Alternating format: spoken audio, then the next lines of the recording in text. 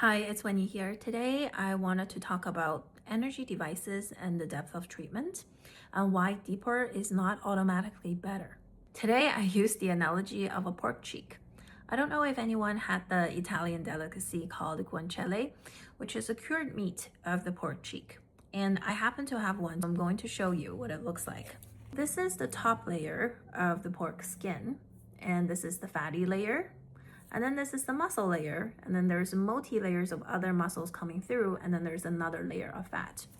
Even though the human face does not have this much fat, but it is very similar in terms of structure. You have skin, superficial fat, mass layer with the muscles going in and out, some areas thicker, some areas thinner, some areas layered, and then additional fatty layer underneath, which is our structural facial support. And if you didn't know, the skin actually has the most collagen. The skin contains about 80 to 85% its dry weight in collagen, whereas the mass layer is only about 35 to 40%. And in the fatty layer, it's even less. If you ever try to cook with this, when you're cutting into it, you would know the skin is the toughest to cut. And then the rest is actually quite mobile when you're trying to cut into it.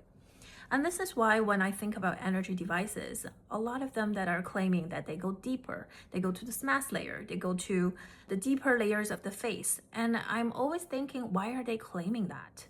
Even though different energy devices target different depths, but collagen primarily exists in the dermis. Once the heat extends into the deeper layer of the tissue, it becomes increasingly difficult to affect one layer without affecting the other, and in particular, facial fat. It doesn't mean deeper technologies are bad, it just means careful planning is necessary.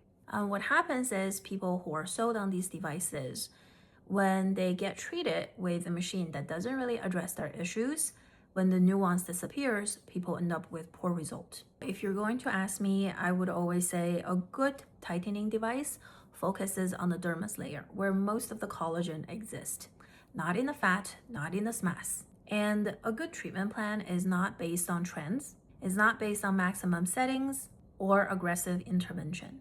It is based on anatomy, tissue behavior, heat response, and also long-term structural preservation. Personally, I think in aesthetics, restraint is underrated. Let me know what you think in the comments below.